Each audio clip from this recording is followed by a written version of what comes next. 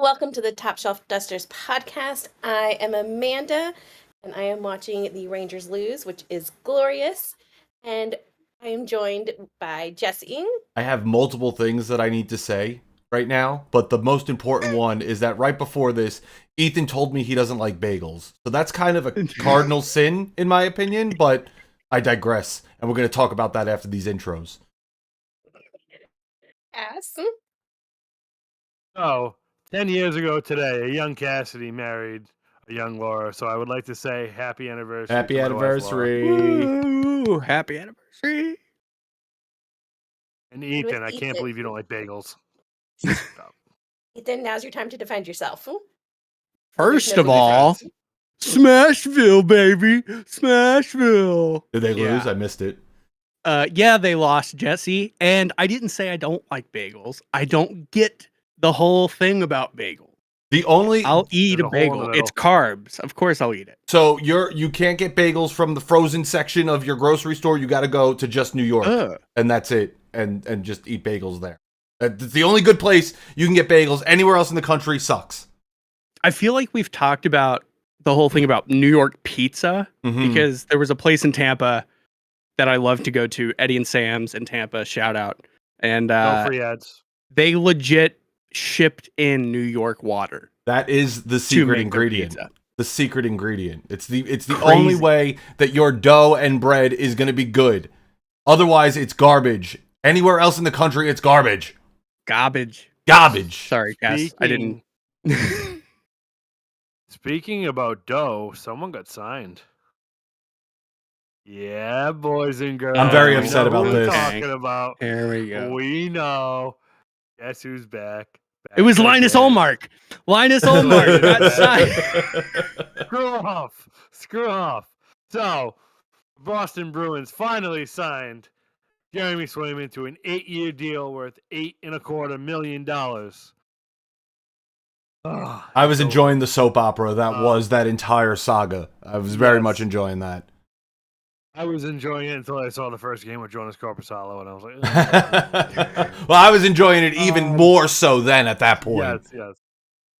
Oh, apparently there is some kind of movement protection, which I haven't been able to dig up yet. Mm-hmm.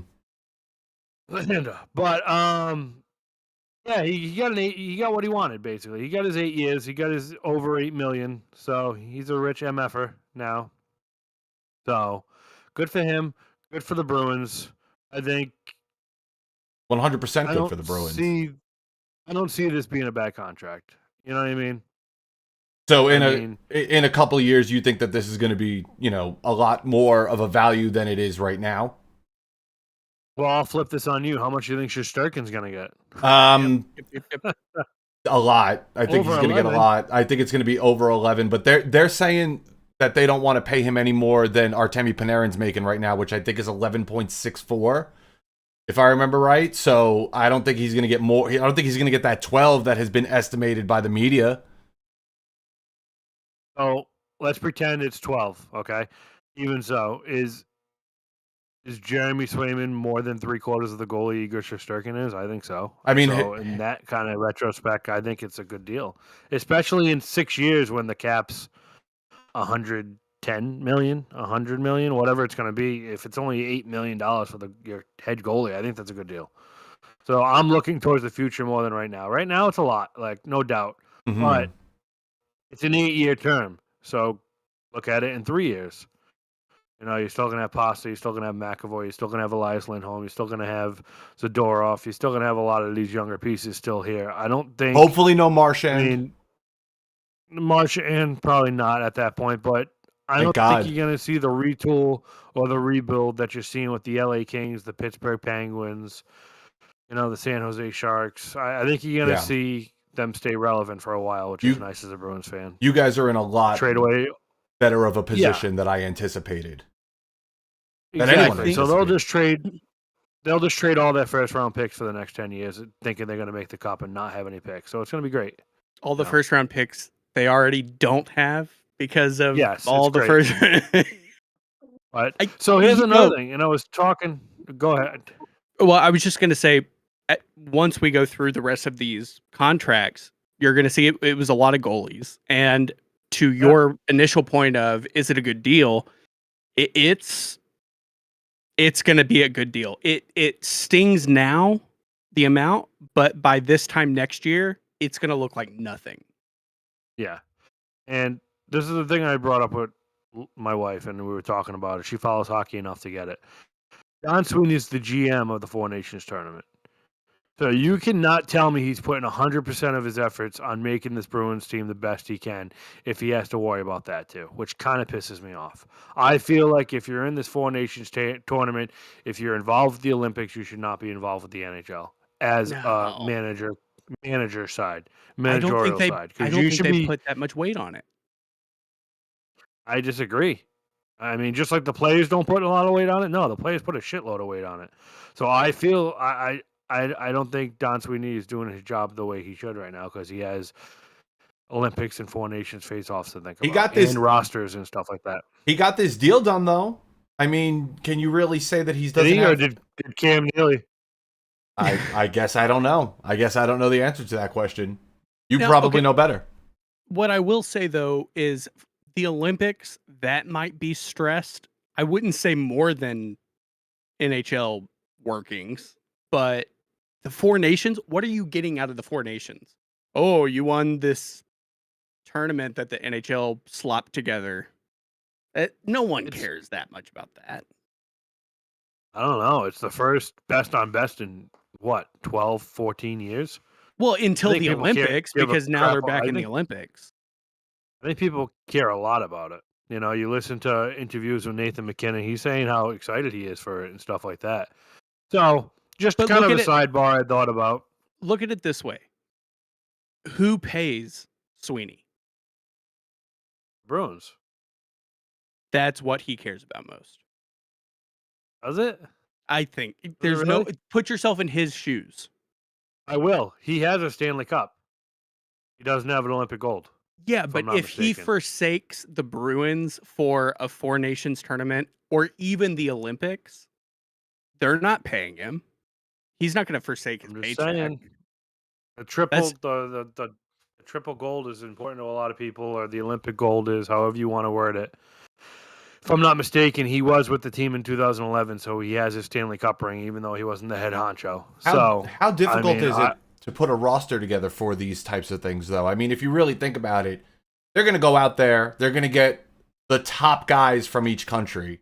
I mean, there's really no wiggle room, I feel, for the roster of an international playing team. But you still have to take time to watch tape to scout these players, you know. Yeah, but they have coaches for that. But think about it, like, for instance, I can't use Jim Nail because he's on Canada. Who's yours? And he's a great GM. Drury, right? Yeah. Like, Drury's not involved with anything, right? So his sole purpose is to make the New York Rangers better. He doesn't have to worry about anything else. Even if it's 5% of his time that Don Sweeney is taken away from the Boston Bruins, it's 5% that every other team who's not involved in the Olympics or the Four Nations face-off is paying more attention to that team than he is. But and that's what my issue is. Think back to the original concept of an all-star game, back before they had celebrities come in and be part of the coaching staff or whatever. It was like Justin Bieber. Yeah. Do you think those GMs or coaches actually cared that much? I don't. No, because it was fan voted. No, but I mean, like how they coach the game, how they go about the actual all-star game. Yeah, but they don't. GM and coach are two different things. Right. So a GM has to assemble the team. The coach is just coaching it. So they didn't have GMs of all-star teams. They only have head coaches of all-star teams, which basically you just put out a line in there and hope for the best. Like, I don't have a problem with, freaking Bruce Cassidy from the Vegas Golden Knights worrying about the Four Nations face-off because he really doesn't have to think about it until Don Sweeney. How awkward is that Don Sweeney's his GM for the Four Nations face-off and he fired him? But that's another thing that I just thought about. But it's one of those things where it's like Bruce Cassidy doesn't really have to worry about it until he gets that roster. You know what I mean? And they have that practice period and that's it. Whereas the GM's still looking at it, That's just a side tangent, but a very long spend too much side time on tangent. This is a good It tangent. is a good tangent, it though. is. But But I just don't really think that. I don't mean to say this and downplay the severity of it, but I don't really think that too much needs to go into the thought process of who you're going to use in these types of teams, for the roster of these types of teams. It's going to be the best of the Americans. It's going to be the best of the Canadians and the best of the Finnish. Like, there's Probably really the easiest GM job. right. I agree with that. I think that's probably there's really no wiggle room for this. Yeah, you have to look at tape and you need to look at who's it going to be. But I mean, we know who these top national players are. Sidney Crosby's top Canadian, But if you make the wrong choice, Jesse, right? If you pick the wrong player, what's on the line? for the Four Nations face-off, No, for the credibility. GM who's picking the play. Credibility. Okay, credibility's not paying my house bill. The Bruins are, for Don Sweeney. So the way I look at it is if Sorry, I wasn't Bruins trying to don't win interrupt, this- Jesse. If you have No. more to say, go. Now go ahead. I was gonna say basically the way I want to end this conversation is if the Bruins don't win the cup, it's Don Sweeney's fault because he wasn't paying attention. That's all. Okay, no. But that's not fair. The Bruins haven't won the cup in 12 years. So Oh, well, okay. How long has He's it been gonna- since the No, Rangers? I knew he was going for it. listen, I'm aware of my team's good. downfalls, okay? I Come know on. my team's garbage. How long has it been since the Canes won? Okay, there you go. Now Amanda's involved too. I That will ag- facial expression just changed from laughing to mad instantly, and I love it. I will The agree finger, with Cass, Jesus though. Christ. If Don Sweeney is putting enough importance into the Four Nations tournament that he is not doing his job for the Bruins, I agree. That's terrible. For sure. I just don't think that's what he's doing. I There's no way. I agree with that. I think that his focus is going to be on the Bruins. Otherwise, I don't know if this Swayman deal gets signed. If it were he's that, going for the Four Nations, if that's where his focus is, the Bruins should fire him right now. So we did bring up Bruce Cassidy as a former Bruin. Ethan, why don't you talk about another former Bruin? Yeah, we'll move on. So more goalie signings, which there's a whole other conversation to talk about with goalies now because of this Swayman deal and because of the Shesterkin denial of the offer. But Ottawa signed Linus or Linus? Cass. Choose one. Linus. It's Linus Ullmark. Wrong. To a 4-year deal. Charlie Brown disagrees. To a 4-year deal for $8.25 million extension because they got him from the Bruins. It's the same dollar amount as Swayman, just half the time, which I think that's how you should do those two players. Fuck. I agree with that. I like the 4-year deal, but I don't think Swayman signs if it's an 8-year deal, or if it's not an 8-year deal, rather. Yeah, I agree. Ottawa needs this goaltender. I don't hate the fact that they did a 4-year deal. I think it benefits Ullmark more realistically than anybody because 4 years at $8.25 million, if he shows to be as good as he has been in previous years, he's going to get more money than that in 4 years. So it doesn't lock him in like it does with Swayman for the next 8 years, and it gives him flexibility to move at a higher level or a higher pay grade come the end of that contract. And the other thing about it is, and correct me if I'm wrong, Cass, but Swayman's evaluation, if you're looking at his NHL career, it's all with Boston. Ullmark, it is some with Boston, but also with Buffalo, which wasn't that great. So well, that's with Buffalo though. That's not fair. True. You can't compare the two. Oh, I'm just Go going to ahead, butt in Amanda. with really, really important information. Obviously, it is Linus, Ethan, not Linus. Charlie Brown disagrees. I am looking Charlie at the official Brown. pronunciation guide for the NHL. Damn, you. she got you. It's official. I am. So- Thank you. Linus Ullmark's numbers with Buffalo weren't great, but they weren't horrible either, considering what he was playing in front of. And when he gets signed to the 4-year, $5 million contract, people are like, why? We don't understand why. We don't get it. But the thing is, like, he had great numbers in Boston. So he's going from a 4-year, $5 million contract to a 4-year, $8.25 million contract. That's pretty sweet for him. And Ottawa, like, we all know, Ottawa's like at middle ground, like the Philadelphia Flyers, where they're not going anywhere. They're not going to do too much or anything. But he addresses a major need that they have had for 100%. years and years moving forward. And I think that defense isn't horrible in front of him. And I think he's not going to look as good as he was in Boston, but he's going to look a lot better than he did in Buffalo, I think.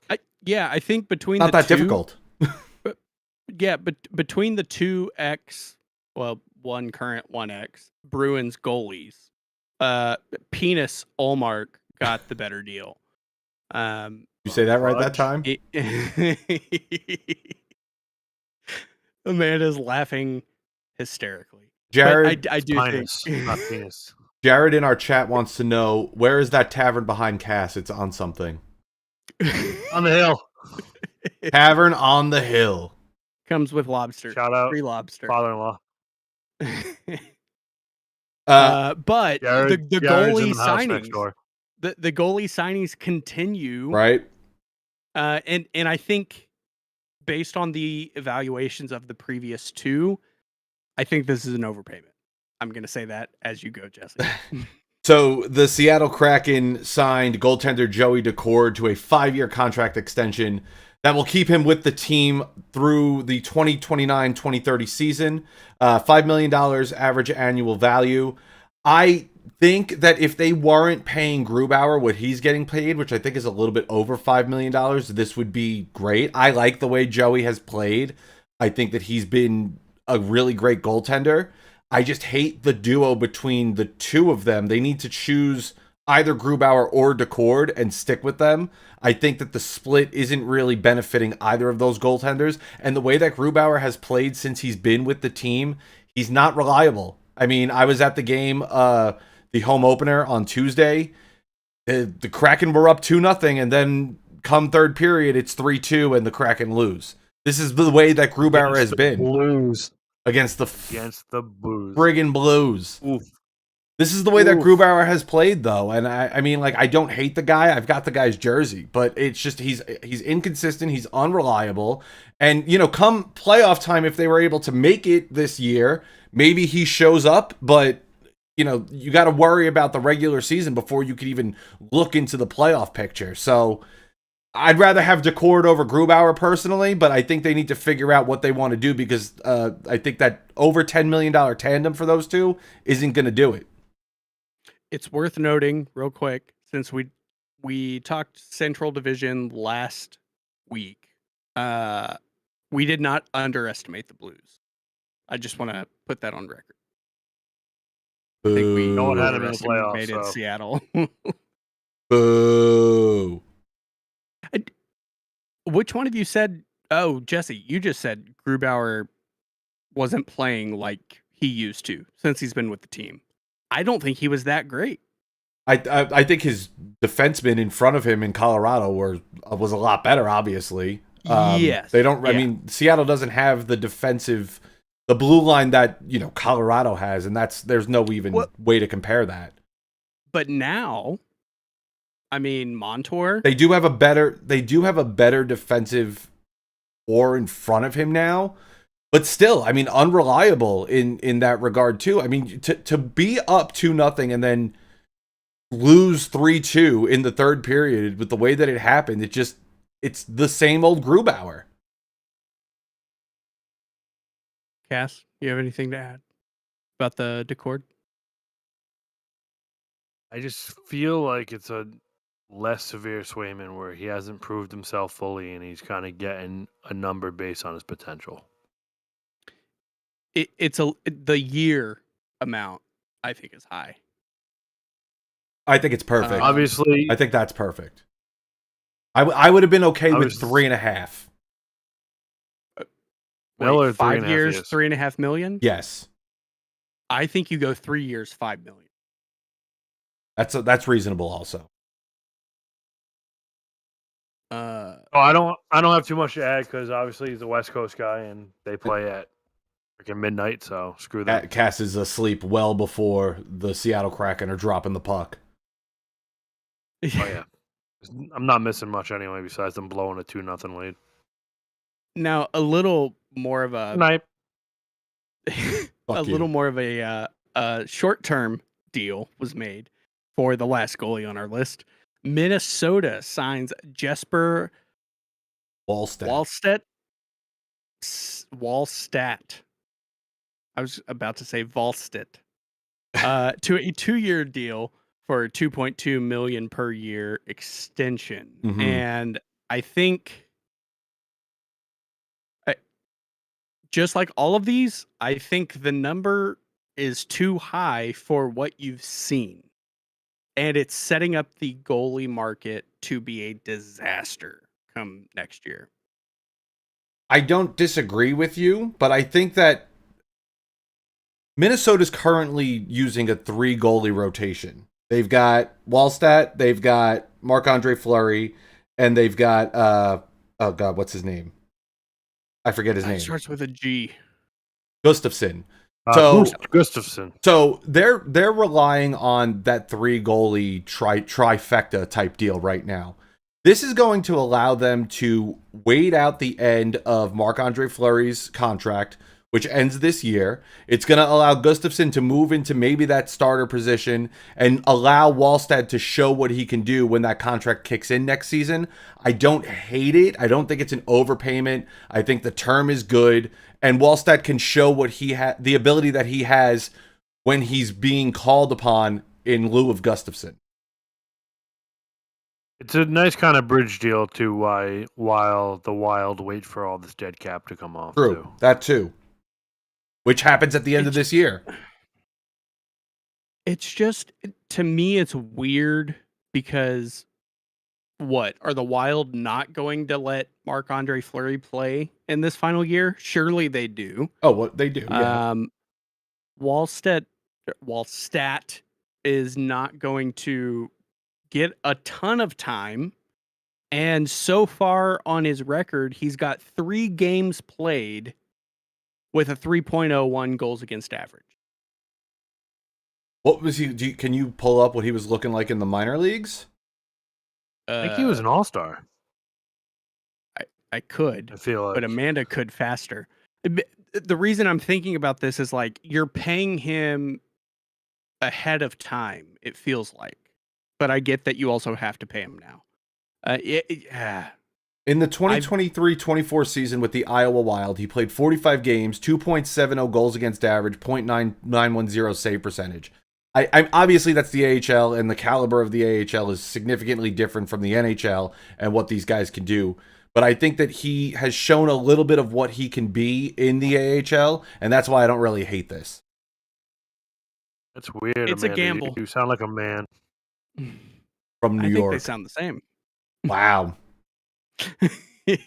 Tom says good evening, gentlemen, and Jesse. It was a ventriloquism act, so my dummy was speaking for me. Oh boy. Where's your hand? Show us both your hands, Amanda. Both your hands. Okay.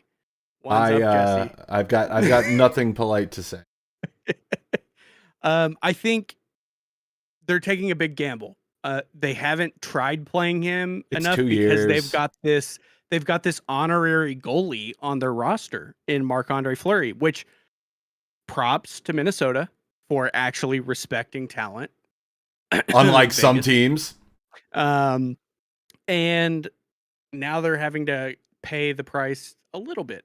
But what this really is it's gonna domino effect for you, Jesse, Shesterkin, for me. But this has been the narrative has been that goalies are going to be changing the market regardless of any of this. It's just showing that that they're moving in that direction. And goaltenders historically have been paid less than, their forwards and defensive counterparts. Is that really fair? I don't think so. If the cap's going up, then it makes sense to pay these guys a little bit more. That goaltender position is incredibly important. Without goaltending, without solid, reliable goaltending, you're losing games. You're not making it to the playoffs. You're getting exit. You're getting a first round exit if you do. I don't really hate the idea that this is happening. I think that it's a long time overdue, and it makes sense that the goaltenders are looking to push the pace to get paid more. But there's one first domino that falls. And when you look at the timeline of these signings, there was one domino that fell that caused everything else to unfold. If Jeremy Swayman takes an 8x8 or 8x7 deal, it affects the whole market. So essentially, I'm trying to say, Cass, thank you and your team for screwing the rest of us. It was inevitable. And ultimately, that makes the Swayman deal valuable. So getting back to that contract real quick, it kind of popped in my head when we were talking about it. In 2013, Tuukka Rask signed an 8-year, $56 million deal for $7 million a year. It's kind of crazy that it's only $1.25 million more. 11 years later, your franchise goalie still? When Tuukka Rask was your franchise goalie back then, obviously he had a lot more games played, but still, it's kind of crazy how the goalie market hasn't moved, like you said, Jesse. Now, Ethan, do you expect Ottinger to get more or less? More. 100%. He's going to get more. Yeah, it'll be more. As far as how long, I don't know if it'll be that long. But like I said, I think you guys really screwed us, and every team, which is why I think what Cass said at the start, in that this is a good value deal, is accurate, because the cap doesn't even have to go up. Goalies that think they are better than Swayman, which I can guarantee you some do, are going to want more anyways. Okay. So basically, the way I'm looking at it is, out of the 4 teams represented on this podcast, the Bruins are in the best shape goalie-wise. Got it. Suck it, everyone. Tom in our chat says, it doesn't make sense when Bobrovsky is making $10 million a year. Igor is better than him, which I don't disagree with. Mm-hmm. And so is Jake Ottinger. Would you be upset if the team signed him for $10 million a year? We'll say 4 years, $10 million a year. Would you be upset about that? 4 by 10, I'd be upset. 8 by 9, I wouldn't. It locks him in for a long time. I think it would be a good value over that time. Makes sense. I think an RFA or UFA after his contract expires. He's an RFA. Yep. This year. 4. I would be upset at 4 years regardless. Because you want to lock him in. Yeah, I would too. Yeah. You want to lock him in, yeah. Speaking about locking him in, the Florida Panthers, after kicking the absolute shit out of my Boston Bruins 6-4, then went ahead and signed Carter Verhaeghe to an 8-year deal with an average annual value of $7 million. This is wild, as this is how Carter Verhaeghe's career went. He was drafted by the Toronto Maple Leafs, suck at Toronto. He was traded to the Islanders. He was cut twice by the AHL team and sent to the ECHL. Then cracks the Tampa Bay Lightning's roster and wins the Stanley Cup with them. He wasn't qualified by Tampa because they couldn't afford him. He obviously landed with the Florida Panthers, and he signed a $56 million extension in front of his 30-year-old season. Crazy. Good for him. Yeah, I've always liked this player, even though he fucking kills me every year in the playoffs. He had 72 points last season for the Panthers, 34 goals, 38 assists, played 76 games. He has career highs in assists at 38 last season, power play goals at 8. He's been very consistent for them in the playoffs. The way that he played against every single team in the playoffs last season, you heard his name every game, consistently every game. This is a solid signing for the Florida Panthers. I think that he could have gotten a little bit more, but I don't hate that he took maybe a hometown deal or whatever to stay with this team and try and push it even further. Yeah, it's free. They do it again. They get a player for less money. And I will say it right now, even though he's talked about a lot, I still think he's underrated. For Hagee? You Yeah. just Yeah, 100%. the tax-free part is good, but for a team like Florida, you have to withstand the hurricanes for that tax-free. Not the Carolina credit. ones. Not the Carolina ones, the real ones. Because But everyone could Florida- withstand the Carolina ones.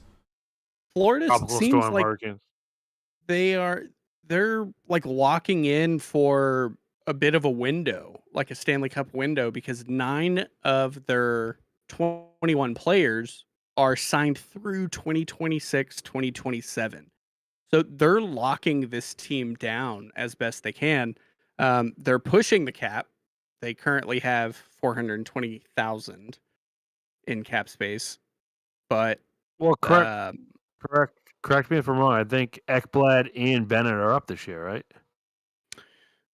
Ekblad is up Ekblad this I know year. Bennett is. yeah, and Bennett, yeah. So Bennett's a huge. I don't think Ekblad is as big of a piece because when I saw him in the playoffs, he struggled a little bit. But Bennett's a big part for that team. Big identity piece too. He can make some mucho money. And he'll get signed, I would imagine. But you see what I'm saying? Like a lot of these core players, they are getting locked down, and so Florida thinks they have their window. Good for them. I don't disagree. Moving on. Path to the Atlantic is through the Florida Panthers right now. Ooh.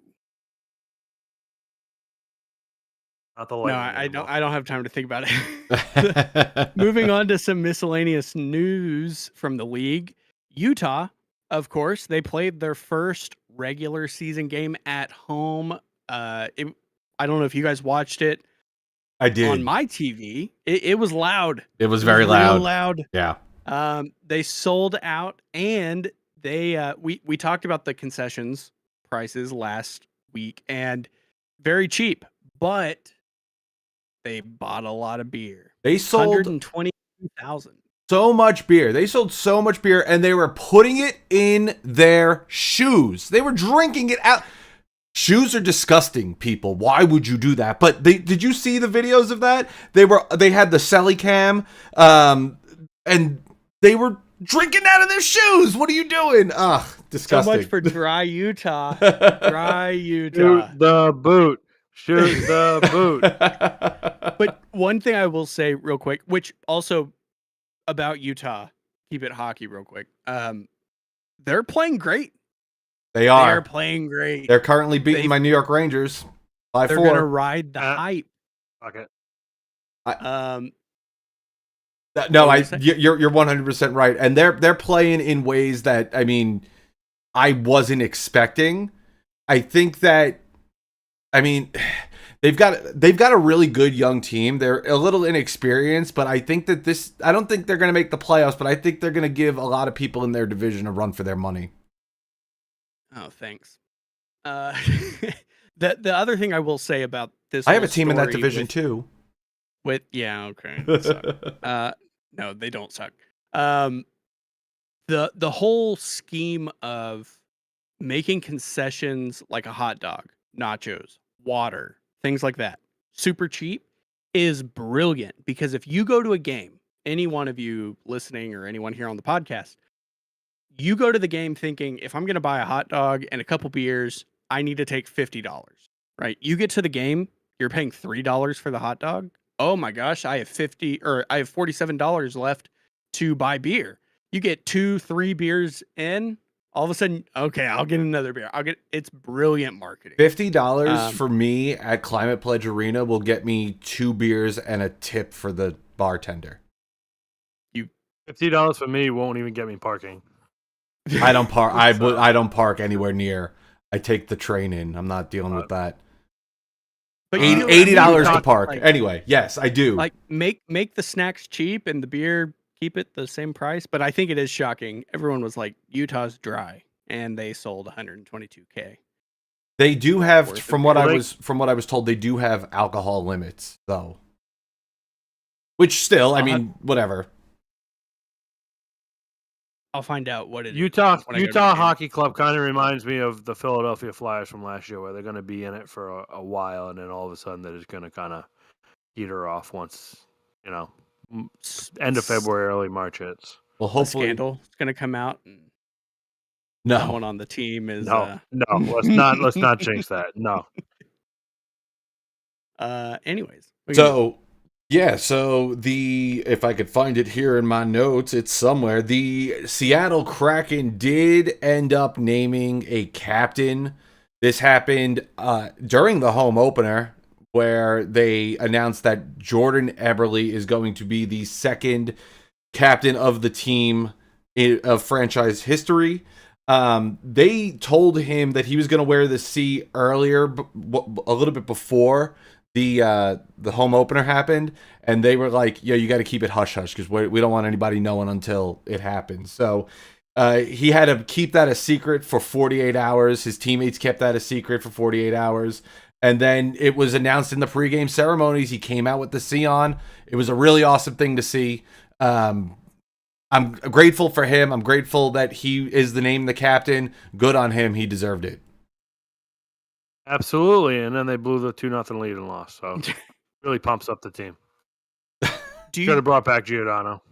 Shut up. like okay, so I know Seattle's your second team, Jesse, but imagine you're in New York. Mm-hmm. And nobody knows who the captain is. Mm-hmm. You're going to the first game. Do you want that to be how you find out about your captain? Or another way to look at it is you're not going to the game and you find out by watching on TV. I think that it was a unique experience to be able to be there in the crowd and see that they gave him the C. I liked that. I don't know how it would have felt watching it on television, because obviously I wasn't doing that. But I think that being in the arena and seeing that happen was a really awesome experience. I got really excited about it. I actually got goosebumps because I just thought it was awesome. So I don't really hate that they did it in that way. Hey, there you go. Maybe on television I would have hated it. Sorry, Cass. I think I was going to say, I think it'd be a pretty cool idea as long as I didn't just buy a Jordan Eberle jersey at the pro shop. You can go get a patch. Oh, I know, but still, I would have been pissed. So Alan says they didn't show it on ESPN. They just announced it. So that sucks. That's really shitty. You shouldn't. Alan, not for Jesse. Yeah, well, for people who were watching it on ESPN, you didn't get to see that opening ceremony. You didn't get to see that he was announced captain. That sucks. That's a crappy way of doing it. Yeah. And Jesse's a crappy Seattle fan because he just lives in the city. I don't live in the city, thank God. He actually has his own tent. I had the White House tent. Did you see that on Instagram? The White House of Seattle. It was a huge tent. Designed like the White House. Anyway, that's my tent. That's where I live. Yo, who's next? Someone take it. Why am I? Wait. Why am I a crappy Seattle fan? What makes me a crappy Seattle fan? You Every didn't even Seattle know fan's crappy. ESPN didn't even show it. You didn't know that. I was at the game. Why was I watching it on ESPN? Oh, you were at the Seattle Yes, game. I was there. Oh, okay. I was there in person. You're a rich New York fan. I am not rich. I actually was able to get tickets relatively cheap prior to the start of the season. I kid. But if they said they were going to announce a new captain, they would have been a lot more expensive. Hell yeah, they would have. That's why I don't live in Seattle. Expensive. Well, actually, there's a lot of reasons to live in Seattle. The number 1 overall pick of the 2024 NHL draft, Macklin Celebrini, scored his first goal in his NHL debut. It was a pretty sick goal. He did a spinorama, and then he basically deflected it right off the defenseman's skate into the net. Great highlight. If you haven't had a chance to see it. He then right away he went on IR. He got hurt somehow. It was San Jose. It was a really awesome goal going back to that to see. That spinorama was pretty sweet. That was the second fastest goal scored by a rookie in his NHL debut, the first being Mario Lemieux. So that's pretty good company to have already. It does suck that he is on IR. He did have a little bit of a incident in the preseason that kept him out of the lineup too, so maybe that's still bugging him. But yeah, first game, have that awesome of a debut and then go right on IR. That sucks. It also sucks that the St. Louis Blues also came back on the San Jose Sharks and won in overtime 5-4. So again, St. Louis might have something cooking with their comebacks. No, we did not underestimate St. Louis. Always bet on them if they're down in a game, it seems like right now. If they're playing crappy teams. Yes. The thing I will say for like what aggravates me is in all the games I've watched on ESPN Plus, when they go into an intermission, I have heard the name Connor Bedard more times than Celebrini. And you got to feel bad for the kid because he was the first overall.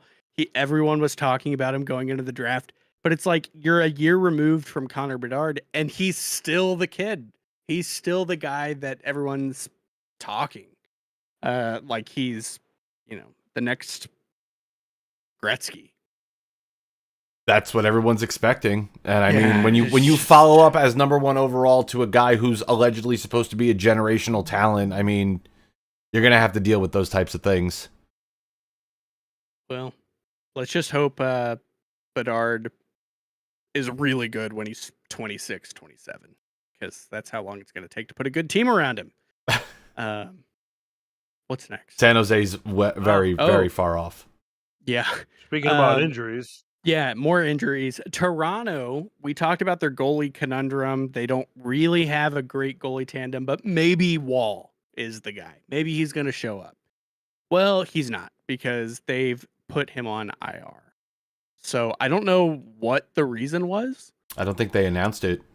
Yeah. I think he's injured. That's why he would go on the injured reserve. Yeah. But so now they're rolling with their backup. I did see they played Montreal and they got shut out for the first time in like 200-something regular season games. Something crazy like that. Dan Montembeault had a 47-save shutout, so good for him. Yeah, it was. I think it went back to 2021 was the record, or not their record. Their shutout, not being shut out, whatever it is. Shout out Stolars. That's their backup, and now they have Dennis Hildeby, who won his first game, didn't he? Yep. One game, 2.02 goals against average. Yeah, he won that first game, so good on him. I mean, hopefully Wall's not out for too long. The team has really had questionable goaltending for years. That's been really where they've faltered, I feel. So hopefully Wall can come back and keep it going for them. But you've got to think, like, if you're a Toronto fan and you... Thank God I'm not. Like, your team has put a lot of money into Austin Matthews, William Nylander, possibly Mitch Marner. John Tavares. You get shut out? That's... And didn't they have like 46 shots on goal? 48 shots on goal. It was 1-0. It was a low scoring game, and without having Montembeault, like, come on. You guys are offensive. You guys are an offensive powerhouse. You should be scoring goals on Sam Montembeault. Come on. What are you doing? Eesh. How much money is wrapped up in those 4 guys? Like 30 million, 32 million? Those guys should be scoring goals on the Canadians, man. Come on. Anyway. There was another injury. Yeah, yeah. Jesse, you talk about it. So this is Florida Panthers going back to them. Their captain, Alexander Barkov, is expected to be sidelined 2 to 3 weeks with a lower body injury. This coming from head coach Paul Maurice. He was injured while attempting to prevent an empty net goal in the waning moments of Florida's 3-1 loss to the Ottawa Senators on Wednesday. He crashed feet first into the end boards. It didn't look good, but it seems he avoided a more serious injury. They think it's just more of a sprain as opposed to a fracture. So the timeline for his return is a lot less than people were expecting. Yeah, I don't think it sets him back. No. I mean, he's great. He's great, but it's going to be short term. Though they did just lose to Buffalo today. Buffalo and Ottawa. Come on, Florida. What are you doing? Well, here, I'm not trying to go back in time on the podcast, but I was looking it up while you talked. Austin Matthews, William Nylander, both had 6 shots in that Montreal game, Montreal-Toronto. And Tavares had 4. How are you going to get 70 goals, Matthews? Come on. Score a goal. I'm sorry. Mitch Marner and Austin Matthews, 6. Nylander had 1. So, yeah. Was Nylander yelling at the bench like he did in the NHL show on Amazon? He was probably sick or something. Yeah, he had a... But anyway, back to Barkov. Doesn't seem like it's going to be too long for him to be out. Avoided a fracture. Seems a little bit less intense than what people were expecting. So it's good for them. Good for the Florida Panthers. But they got to not lose to teams like Buffalo and Ottawa. 2 to 3 weeks, I think is what I saw. Yes. Which still puts him playing for the Global Series, which is good for him, obviously over there. Yeah. They're playing in Finland. He's not going to miss that. No way. So moving on from that, week 1 of the NHL season is over. It's pretty wrapped up, right? We're on Saturday. We'll get back to you on still Sunday. Losing? It is 5-5, good sir. 5-5 with 3 minutes and 34 seconds left in the third. Yeah, sorry to disappoint. Plenty of time to lose. Yeah, go to hell. Blow it. Go to hell. So we've got, the week 1 wrapping up. Should Buffalo be worried? I mean, they're a team that people are hoping are going to make the playoffs. They prior to today, they had a 3-game losing streak. They're currently 1-3-0. They lost to the New Jersey Devils in the Global Series. They lost in a game against the Kings on Thursday. They have the longest active postseason appearance drought which is 13 seasons. They've been mulled over as playoff contenders for the last couple of years. However, on an annual basis, year after year, Buffalo Sabres fans are let down by their team who just can't seem to get over the hump of securing a playoff appearance. Does Lindy Ruff have what it takes to turn this team around? No, come on. No, he doesn't. There's no I told way. you before Christmas he's gone. Gone. But Buffalo doesn't act like that. They don't make good decisions. Either him or Kevin Adams, one of them. So no, Lindy Ruff does not make a difference. And to the question of should Buffalo be worried, I think if you're a Buffalo fan and you were expecting to be 4-0 right now, you should be worried about your own mental health. I would at least hope for 2-2. But Buffalo has typically started strong and then fall apart. Perhaps this is the year they start weak and figure it out. I don't know. Maybe I'm the one who needs help. I think you need help. The Devin Levi situation kind of reminds me of the Carter Hart situation where everyone had like very high hopes on the kid. He was their savior in a position where they were struggling, and then they've been subpar at best, and people were hoping he was going to be the answer. And obviously with them extending Ukko-Pekka Lekanainen, close. They close enough, right? UPL. They still feel that Levi still has a little bit of growth, So it'll be interesting to see if the goaltending position is a position of strength for them moving forward in the season or not. That's a goalie contract that will be interesting to see because he's an RFA next year. Give him 8x8.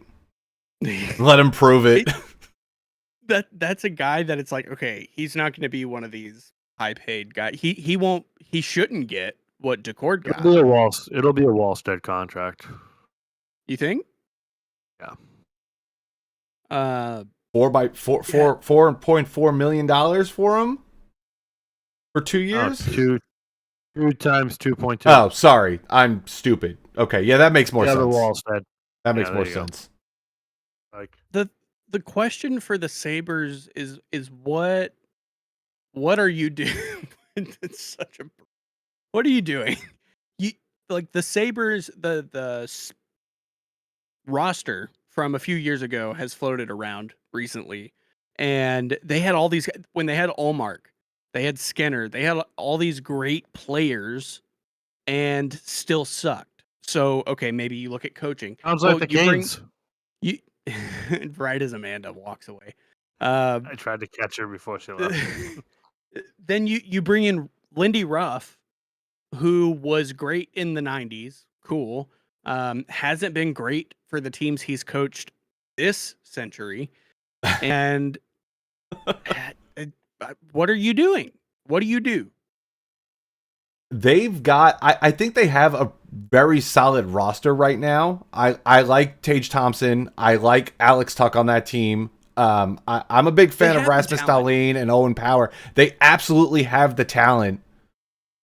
What did the fans of Buffalo teams do to deserve this horrible treatment from their teams? What have they done? Supported the Bills. There you go. Yeah, I was going to say they got the Bills. Should be good. They don't.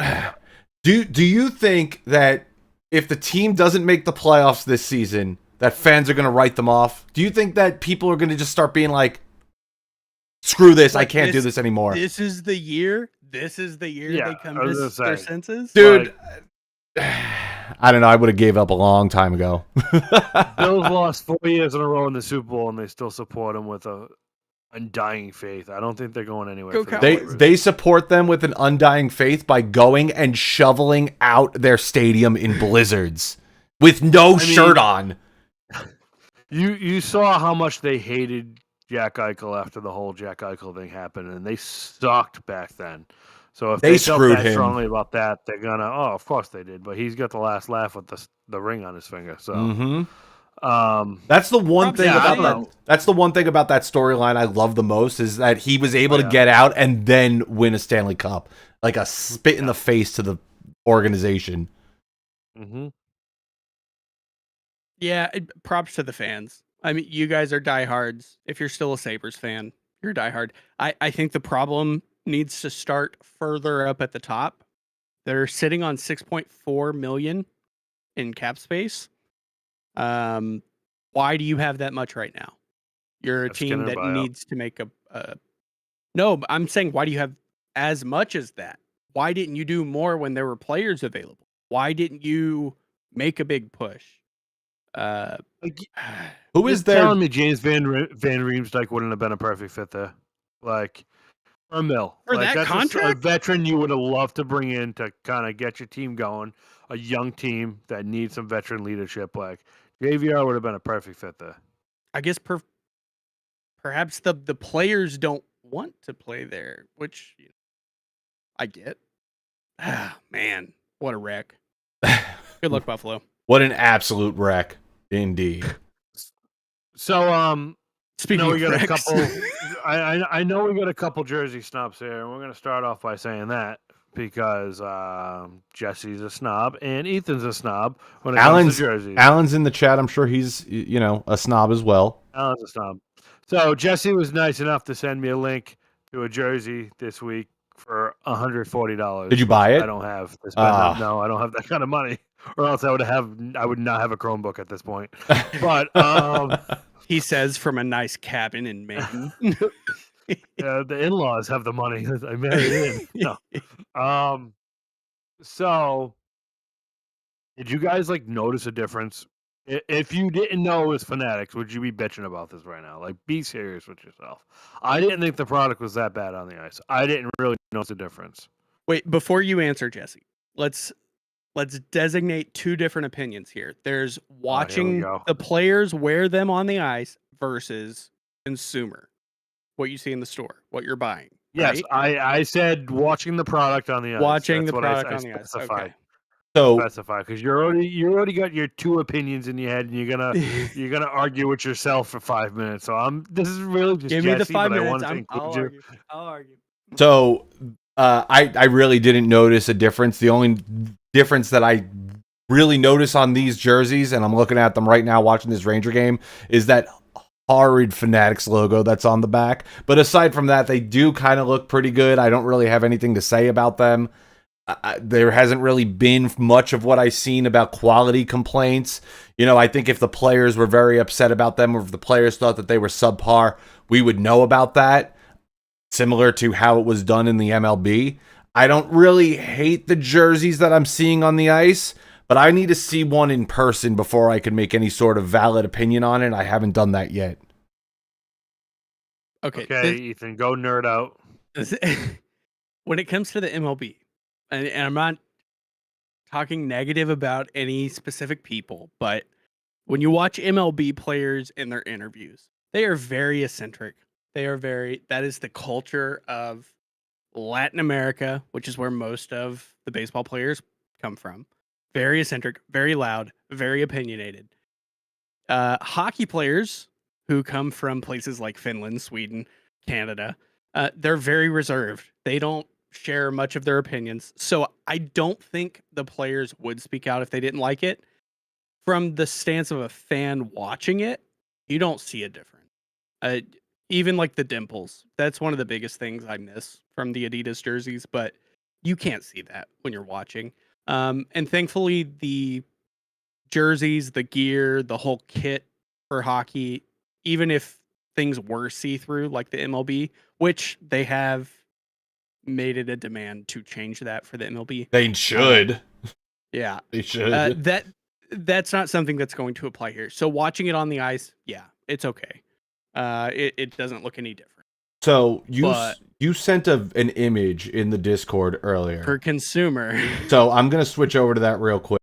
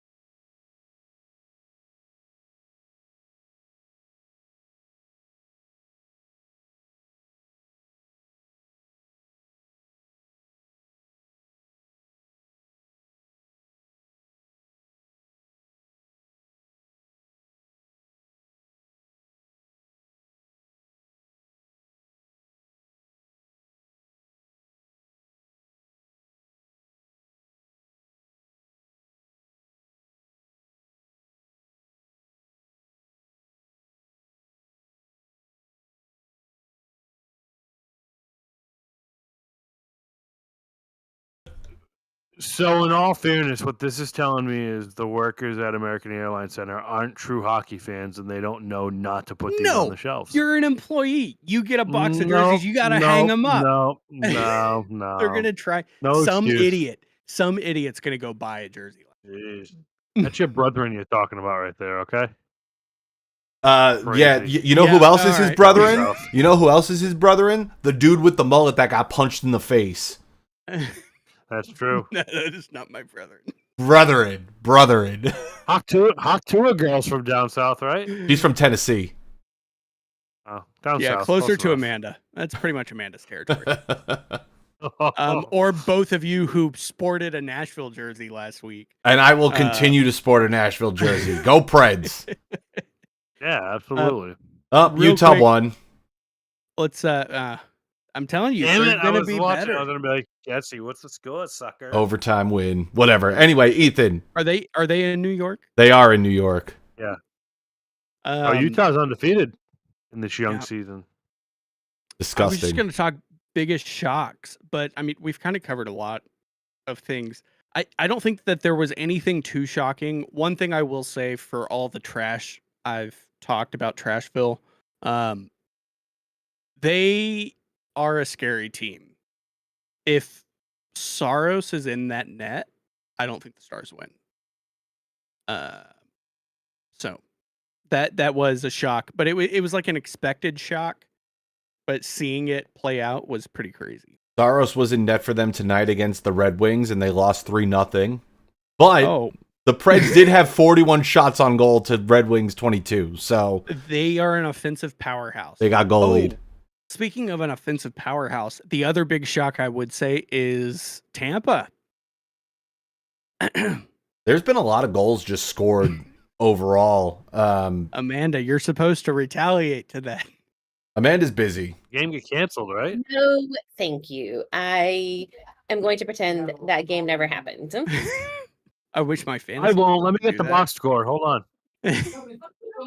While he does that, we will give a shout out to everyone impacted by the most recent hurricane since our last episode, because there's been another Hurricane Milton. So everyone in the Tampa / general Florida area.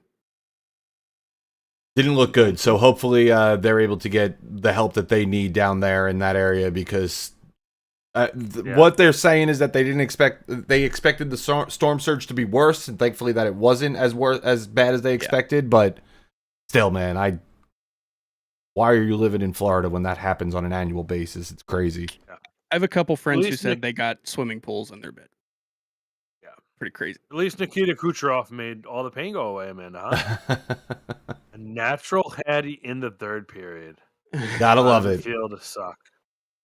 We were just helping them feel better after what had just happened. They evacuated early, so They was our put 3 goals on 6 shots. Their hurricane it was flags, our good deed of the year.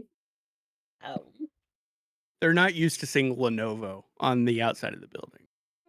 Ison just said, "Boys." Did he just assume my gender? Yes. Amanda's here, dude. Come on, Tyson. Rude Tyson.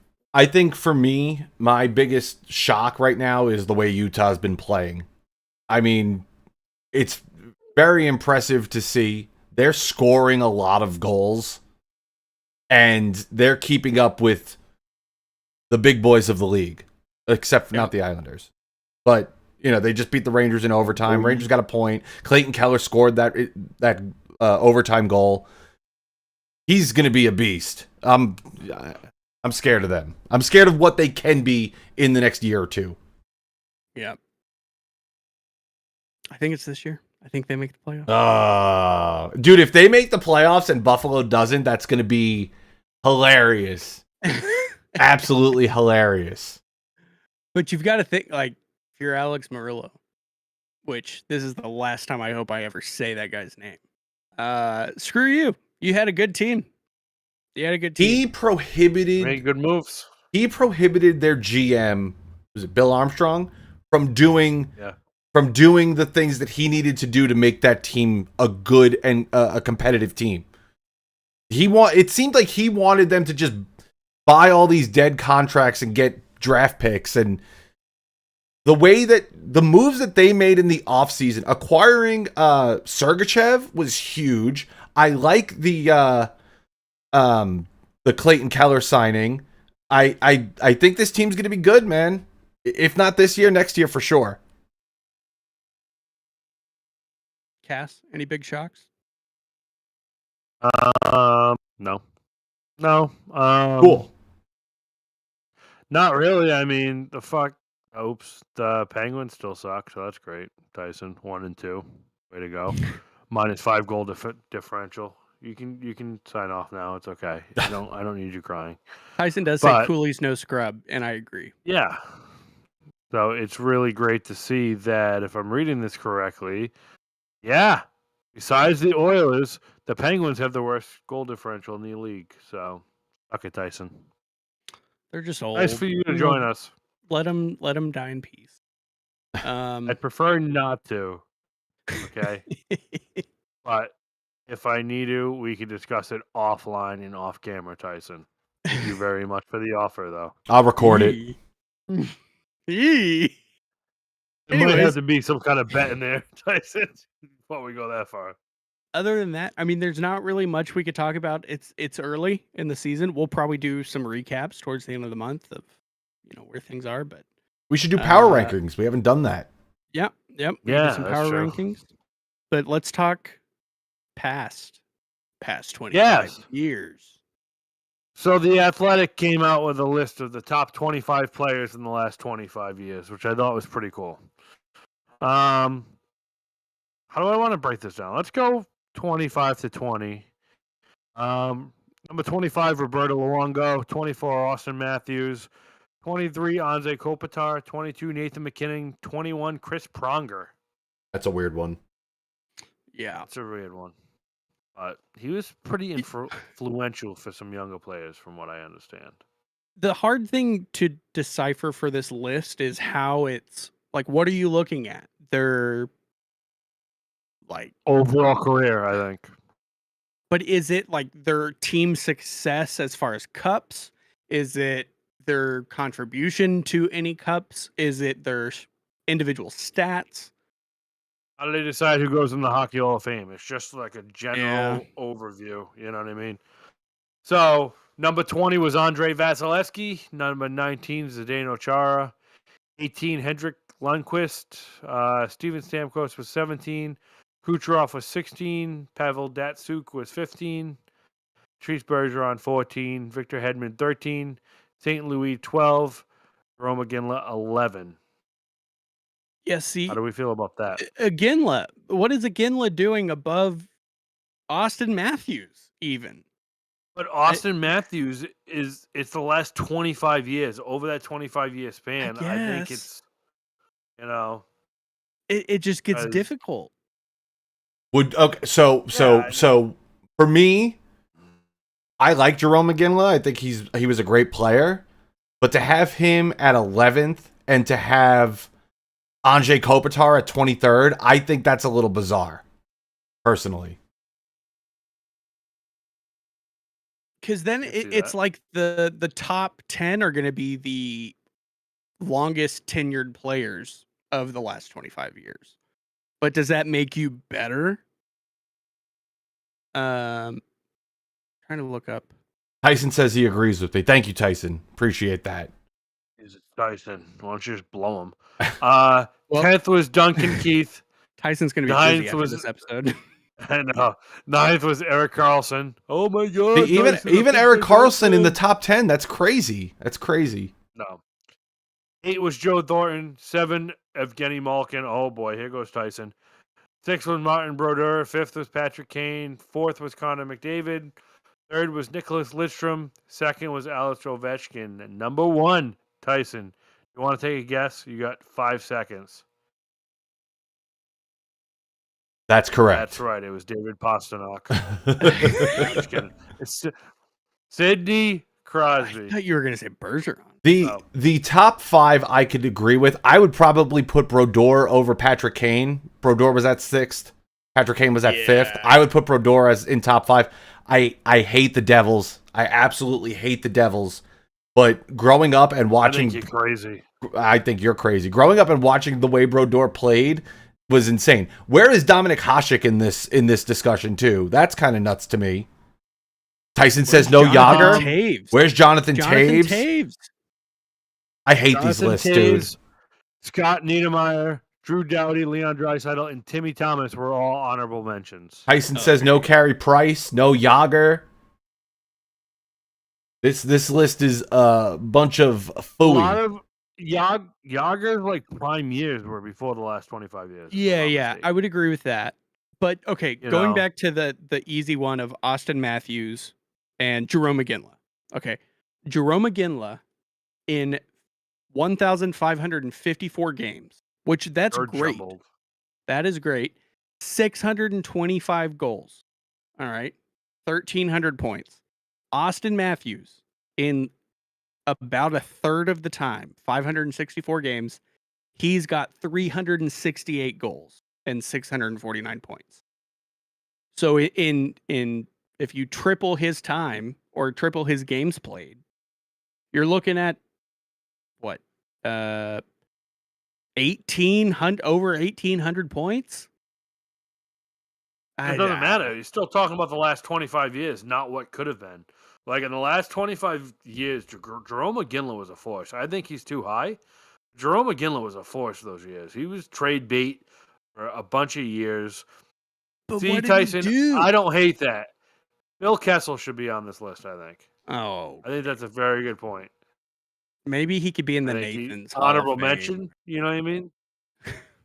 But I don't know. I hate these lists. Like- I have opinions, and I like where St. Louis they're placed. Yeah, no, they're not. I mean, yes, they Yeah. probably are. I like where St. Patrick Louis Kane, placed. I think Go ahead. belongs. I think Patrick Kane belongs over Brodeur. Disagree. To me, this is just me because I only started following hockey in like 2010. There you go. That's But, why. like, to me, well, I'm just, I think Henrik Lundqvist to me is more of an influential player than Martin Brodeur. No. Oh, You know, Listen. That's where like, that's where the history Brodeur's comes got in. the cups. Brodeur's got the awards, but like The records. I don't know, like those. I mean, teams, both of them have records, but Brodeur's. that's I think. a horrible take. I think Lundqvist is Patrick Kane low. is an American. Go ahead. Yeah. I was gonna say, I think Patrick Kane is an American. He's going to be one of the best all-time Americans ever, and he has 3 cups to his name, and he was influential in all those. So, So was Brodeur. Mike Madonna's pretty great. He's not even on this list. yeah, he doesn't even deserve a statue either. But Current leader in points of American-born players.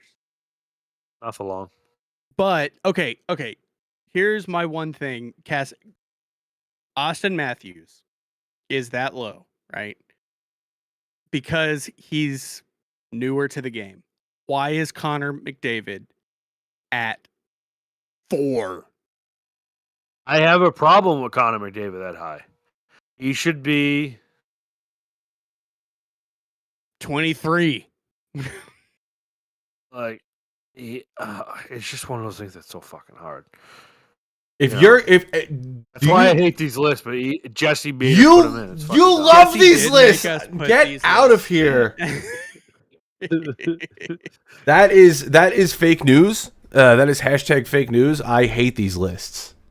A list like this is very Good conversation though. it's very difficult. I would love to Tyson, know how Bedard's not whoever in put here. it together. How, like, if you That's put this Bedard. list together, why? How did you put it together? What was the reasoning? Because it Make seems a little all over. Podcast talk about it. Eric Carlson at 9. That's bizarre. That's bizarre. Like, Where's Patrick Marleau? I mean, if you're gonna he didn't win games, Joe but Pavelski. where's Pavelski? Where are these guys that are missing from this Sedin's? list? What? Sedin twins. Oh my God! Oh, yeah, yeah. like where are they? Come on, stupid, dumb. These guys get paid to make these lists, though, and we get paid nothing to criticize them. So I guess No who's the real Letang. winner here? No Letang. Yeah, that's Although- okay. I'm okay with that. Yeah. Chris Pronger. Chris Pronger's on the list. Though. Tyson says Carlson shouldn't be there. His Norris is fraudulent. They gave him that Norris because they needed to give him that Norris. I agree. How many of these people played for the Carolina Hurricanes? No, Brindamore. Brindamore doesn't deserve to be in the top 100. No. Amanda, do you have any thoughts? Yeah, she's flipping me off. Those are the thoughts she has. It's for both of you. It's for both. It's a shared one. There, one for each. No. Male road. And honestly, like, as much as I adore Brenda Moore and absolutely should be in the Hockey Hall of Fame, I don't think he deserves to be on the list, nor any Canes player in the past 25 years, realistically. At least you're real with yourself. Decent thing Amanda has said. Anyways, anything else we want to add? I hate hockey. No. Back. I hate it. I hate my teams when they lose. An amazing team tonight. Amanda's muted. We're never having her on the podcast again. And those are my thoughts. Those are my final thoughts. It's fun. It's fun that hockey's back, though. We got a long way to go. I did get this little lapel pin from wow, look at No that. Sienna, huh? Yeah, the old Seattle. I just got an update. Connor Bedard has been added to this list. They put him at number 1. Oh, there you go. And That that makes tracks. it. That makes it That right. tracks. Especially with how much ESPN him. I'm trying to think. I don't think there's anything else. We've got a delayed Get how game. like Flyers Jonathan and Taves Flames. over Austin Matthews. The through the Flyers and the Flames. Love that song. No. Cass, what did you say? You said I said like Jonathan Taves has 3 cups and he was a captain. How is he not on this list over like Austin Matthews? yeah. These lists are stupid. I hate Toronto. them. Toronto. All right. Well, this was great and all. Cass wants to We're go to ending bed. early. Try again next week. Yeah, Cass wants to go I need to go sleepies. drink. I'm going to drinky. Oh, before we close out, for those of No. you watching or listening on Spotify or Apple Podcasts, if you are not sure if your name is in the drawing for the free copy of NHL 25, make sure you email us or comment, tag us, whatever. If you want to email us, you can email us at topshelfdusters@gmail.com and just let us know you want to be entered into the raffle. And yeah. We'll be even doing accept that. messages on facebook.com/topshelfdusters. Yep. Yeah. Cool. Tyson says he loves us. And then he called us nerds. Thank you so much for watching. We'll be back next week. Saturday, 9 p.m. Eastern. Facebook, Twitter, Instagram. Not Instagram. Wherever else you'll catch us. We will see you all then. Have a good one, everybody.